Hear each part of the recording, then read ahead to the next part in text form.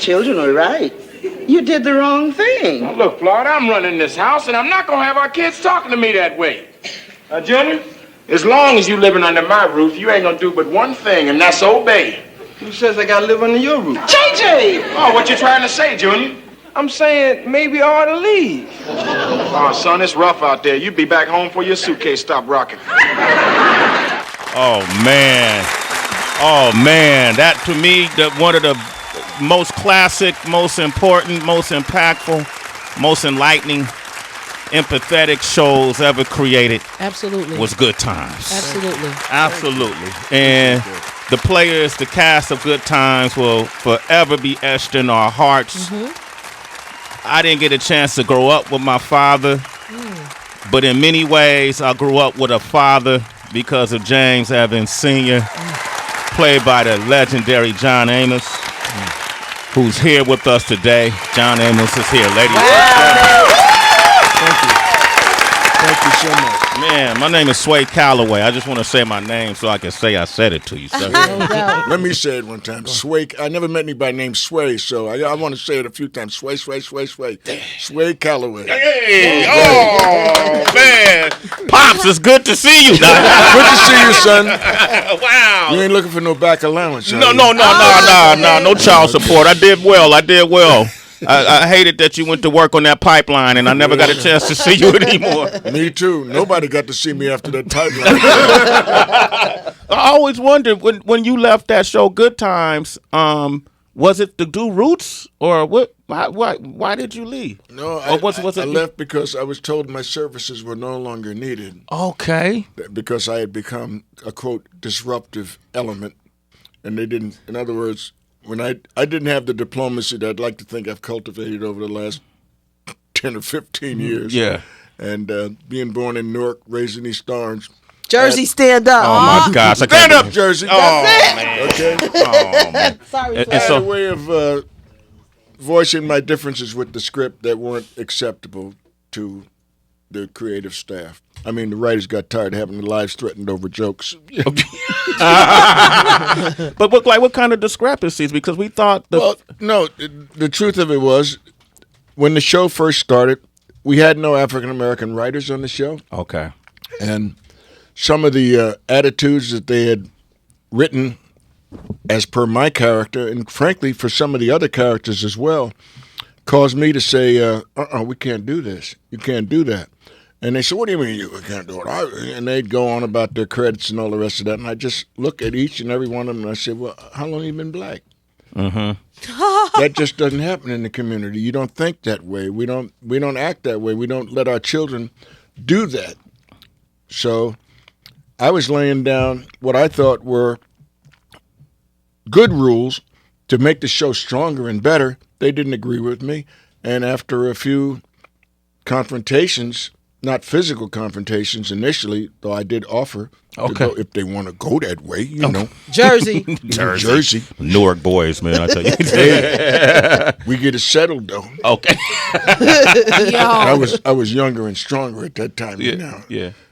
Anyway, we had our differences, so Norman said, he called me one day and said, John, I think I share two things with you. The good news is the show's been picked up for another 24 episodes, which was a given because we were in the top 10.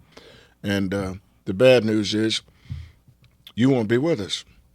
So there was a long, long pause. And Norman said, you still there? And I said, yeah, Norm, I'm still here.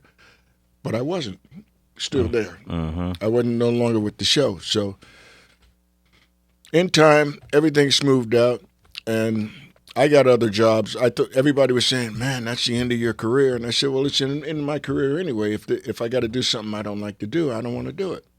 So it's all right. That's all right. It all worked out. Can you explain to us then how television works? Because it was our understanding that the original Lionel from the Jeffersons, Michael Evans, created that show. He was one of the creators of Good Times. So then how is it that you create this show and then you're not a writer? Because you said there weren't any black writers on the show? Actually, there was. Eric, he created the show with another fine writer, Eric Monti. And if you see the credits, I think they ultimately gave him a credit. But Hollywood is infamous for that, where you write something and unless you know your way around the block and you've got a good legal team behind you, you can get ripped to shreds and get paid off. And here, take a ham sandwich and a Coke and disappear. Meanwhile, hundreds of millions of dollars are being made by wiser people. And so I learned my way around the block, and I decided early on, let's say about 20 years ago, to write my own project and tour with it. A one-man show. I said, no, I don't have to split the money, except me and my alter egos. And it worked out pretty well. The show's called, what is the show called, Joe? That's my sister over there. She knows that's your I sister? got early stages. Hi. Hey, Joe. How you doing, Joe? Joe doing- Amos over there, ladies and gentlemen. No. Amos. Okay, That is right. Joanna Wright. Okay, Joanna Wright. A Okay, my retired bad. educator of prominence. I might have national prominence. So whenever I think I've got something that's going to be appeal to kids, I run it by her to get the litmus test. And she says, yeah, that'll work. Or, no, forget it. Don't do that. And I don't, or I do. Okay. Smart. So One-man show, the name the name of the one man show. Haley's Comet. So named because it's a retrospective of a 76-year-old man's life. Actually, 86. When I wrote the show, I said, wouldn't it be fascinating to write a show and to appear in a one-man show who the show is directly tied to the appearance of Haley's Comet. He's born and he sits on his father's shoulders the first time he sees the comet at the age of 10.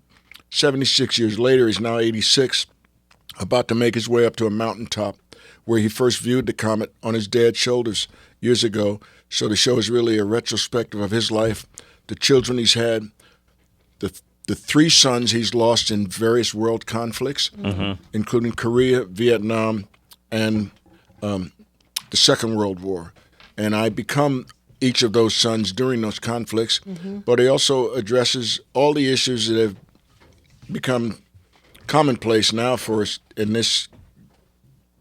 What century is this now? 21st century. 21st century. Yeah, I believe. And as we all live and get older, we realize history repeats itself.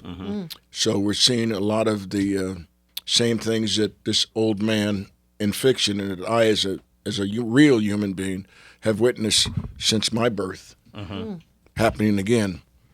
Does the name Trump ring a bell? Yeah. Yes, it Yeah. does. Enough said. Enough said. That's it. You dropped the mic. Yeah. Boom. There it is. John Amos, ladies and gentlemen. Hey, can you do me one of the greatest lines you ever delivered? Do you know where I'm going with this? I got a rough idea. Okay. Behold. Oh, you're going dramatic with me. I thought you wanted a line from Good Times. Behold, the only thing greater than yourself, referring to, of course, the moon and the stars, as Kunta Kinte said to his infant child as he held it aloft. Yeah. And that's what I wanted to know. Was it a reference to God or was it a reference to the moons, the stars, the heavenly It's a bodies? reference to God and his works. Yeah. Wow. And that is the only thing greater than man, greater than yourself. Good Times, Roots, Coming to America, West Wing. West Wing, Die Hard 2. Hard 2. Ooh, We're in Die Hard. Which one we're in? Death Wish. I mean, we're in Die Hard 8. No. Bruce Willis, same Bruce, thing. With Bruce Willis. But these shows kind of Bruce Willis. Bruce Willis. Yeah. We'll leave that alone too. I might want to work with Bruce again. Another mic drop. Another mic drop. That's another mic drop. Say a mic drop, boom. But let me know where I can drop it. Hey Bruce, catch this, boom. Your work, man, has just been revolutionary in a sense. Thank you, sir. Yes. You know, it's very extremely enlightening. You showed the world what it's like to be in a black household. We all related to this. I was little Michael. My brother was JJ. My sister was Thelma. You know, Yeah. our mother was Esther Rowe. You know, was that when you picked roles? Was that, or are you cognizant of that, or were you just taking the job? No, I was cognizant of the responsibility I had to portray a father figure like my father, Yeah. John Amos Sr. And it's ironic, but I wasn't raised by my dad. We didn't really get to know each other until I was about 19 years old, and I started college. But I had the last time I had seen him prior to that, I was 2 years old, so I have vague memories. But he was strong. Yeah. He was strong mentally, physically, and every other way imaginable. And I fashioned myself after him. And the way he approached his problems, the way he confronted people who wanted to belittle him for any reason, he'd be diplomatic to a point. But if he wanted to go outside, no problem. Because he had boxed too, and he did much better than I did as a fighter. So I fashioned myself after him, and I wanted to present a figure on television with so many impressionable young people watching the show that I would be proud that they would try to emulate, as opposed to another thug type with his underwear showing and the rest of it. So Yeah. that's where James Evans, he came out of the truth. Yeah, my grandfather, Clyde Waters, like I knew you were real because he was just like that too. So you helped him in many ways govern our family because we Thank felt you. in many ways he was a man just like that. Thank you. Coming to America became such a cult classic. Did you that experience? I'm sure it keeps reliving itself for you, right?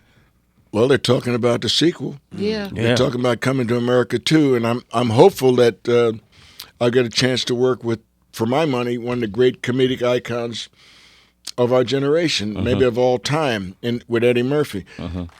It's a joy when you go to work, you get up, and you're looking forward to getting to the studio because you know you're going to spend the day laughing, no matter what. I mean, it could be a funeral scene, but you're going to laugh anyway. Eddie's got that kind of a gift. I mean, his timing is impeccable. And that's the whole thing with comedy, is timing. And I've never seen anybody, and I've worked with some pretty formidable comedic stars, but never worked with anybody with the timing that Eddie Murphy has. Wow.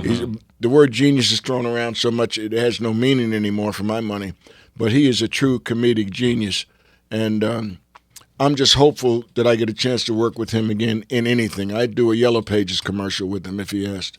Wow. You have a gifted music mogul, producer, creator that you walked in this room with, somebody we all idolize and look up to, who's worked with legends from the Amen. Notorious B.I.G. to the RZA, the Most Def, to Diddy, to Jizza, the list goes on. Easy Mo B walked up. Easy Mo B!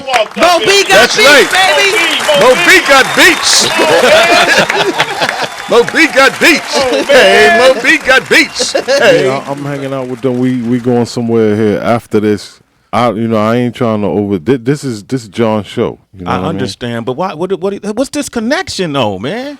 We know each other. Paulie, my boy, who lives upstate close to me, manages John. So whenever John comes up, we Y'all we get connect. together. Even if we don't do nothing, just like get together and go get something to eat. Like after this, we leave here and we go to Jersey. So I'm hanging out with him for the day. Hanging out with John.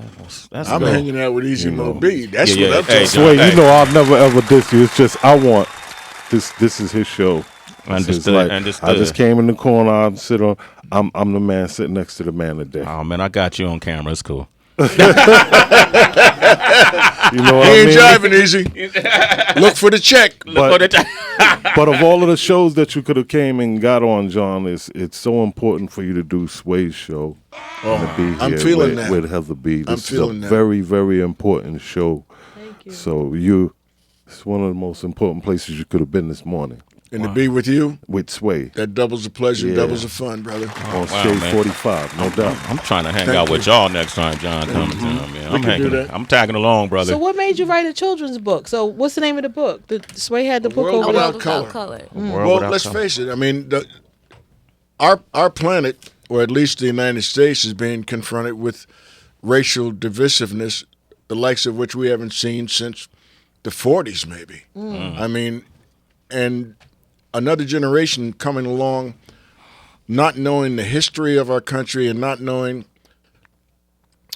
what's being lost with this divisiveness is unacceptable to me. So I said, well, I always aspired to be a cartoonist long before I became a writer. If you look at my high school yearbook, it says New York School for Cartoonists and Illustrators. That, underneath your picture, when it tells you what you aspire to do. And that's what my yearbook says. And now, after all these years in the business, it's all come full circle for me. I'm back. I didn't draw the pictures, but I inspired some of the pictures. Nice. And it addresses a fictitious child in a fictitious town called Blakesville. And everything is gray and drab and bleary until he, through his interaction with other characters that are introduced in the course of the book, begins to bring color into their lives. Got it. So there's a subtle message, but it's not all that subtle. I mean, you have to pretty much be a goofus to not get the message. Is the book out now? Not only out, but in your studio. There it is. Okay. A world without color, man. Get this for your kids. Holidays coming. I want to mention Dustin Warburton and Lenny Kay, who were also very responsible for the production of this book as writers and consultants. Hey, man, we got like 32 million subscribers, Mr. Amos, and who listen from all over the world, all over the country. And, I know that. And the phones have lit up. So if you don't mind, I'd like to give them a chance to say hi to you. It's your show, my man. I'm just a guest. Yeah, man. You hear that? He said it's my show. All right, hold on one second, man. We got Booker from Delaware on the line. Booker, what up, man? Hey, Booker. Hey, what's up, family? What's up, Sway? Hey, what's up, Booker? How you doing? Chilling, man. I'm about to walk into work, but I had to say what's up to my OG pops, man. John Amos, I love you, man. Hey, as a matter of fact, a couple weeks ago, I was with my pops and we was doing something illegal, but we was watching you. We was watching Good Times, and we was like, damn, man. As a matter of fact, I started knowing my pops when I was 13 because he was locked up, and ever since then we had this tight behind bond, kind of like you on Good Times. Okay. And, just being you on Good Times, it's just like, dang. Hey, Booker, thank you so much, man. You made bail? In fact, I got my phone right here. You want to say what's up to you, too. Okay, I thought this might have been about some bail money. He said he was doing something illegal while he was watching Good Times. All right, Ryan in Indiana, go ahead, man. Hey, Ryan. Yo, good morning. Good morning. Mr. Amos, how you doing? You are a legend, sir. Thank you, sir. You, out of the TV dads, you were the realest, the most fearful. I had this conversation with my peers all the time. Like, I wasn't messing with him. I just wanted to know, and you probably have had this discussion. I understand the behind the scenes with you had an issue with the direction of the show, necessarily the characterization of JJ. How did you find out that they were exiting James from the script? It was a very unceremonious departure from the show. I got a call. We were on hiatus. That is a break in production. And I got a call from Norman Lear. And Norman got on the phone and said, Big John, how you doing? I said, I'm fine, Norman. What's up? He said, well, I got some good news and some bad news. What do you want first? I said, it's your dime. He said, well, the good news is that we've been picked up for another season, which was a foregone conclusion. The show was in the top 10. The bad news is you won't be with us. So I played it out for the dramatic pause that I knew would affect him or anybody else that was on the phone. And after about 35 or 40 seconds, he said, you still there? I said, yeah, I'm still here. He said, no, you aren't. No, he didn't say that. Oh, okay. I mean, hey, I set up a joke line like that. I got to go with it, man. Like, my God. No, but he said, John, we've decided that you've become too disruptive a factor, and we can't have that. The writers are intimidated. Wow. It was terrible after you left. I'm sorry. I'm happy all of those actors stayed employed, Mr. Amos, but it sucked. I was just like, I didn't want Keith. I didn't want Penny. I didn't want nobody after. It was just. We like Penny, though. Well, the whole burning and when she first started out, it was too much. Do you stay in touch with Bernadette and Jimmy Walker? And all the truth of it is, we do touch base. Yeah. That is particularly Bern because she was the only girl in the family. It was my baby girl. And I have a daughter in real life, and I have a son in real life, and I love both my children. And you work with somebody 8, 9 hours a day, Yeah. sometimes 10, 12 hours a day Family. for years. They become your family. You eat together. You know, if one of you gets sick, you get concerned. If one of you has issues, you try and counsel each other or whatever. And so we were close. Not as close as we were portrayed on TV, but we were close. John Amos, anytime you in New York City, you want to come hang out with us. This won't no longer be Sway in the morning. It'll be John in the morning. Yes. Okay, anytime. You got brother. a deal, Sway. Okay, that's And my thank you, word. man. Okay, that's my word. John Amos, ladies and gentlemen. World Without Color. Something else you want to say in conclusion? Yeah, get this book. Nubbin and Friends. That's created by Charles West. He plays with Loretta Devine and Angie Stone. Right. It's a children's animation that. What's we it put called? Together. Nubbin and Friends. Nubbin and Friends. Okay, Yeah. and that's out now. It's coming out. We're pitching it now. Coming out. Yeah, but Okay. Loretta Devines and Angie Stone, E.G. Daly. So it's a good. Okay, all friends of the show. And Charles West is the creator. Yeah. Okay, thank you, man. What's your name, man? Paul. Paul, you can't just be talking how to introduce yourself. Oh, I'm John's manager. Okay. Paul. Paul that's is my you. manager, that's so- okay. All right, good man. Congratulations. You get an opportunity to work with him, vice versa, and do great. Be great. Thank you, Mr. Amos. I appreciate Thank you. John, Yeah. bro. John, thank you, man. It's Sway in the morning, only on Shea 45.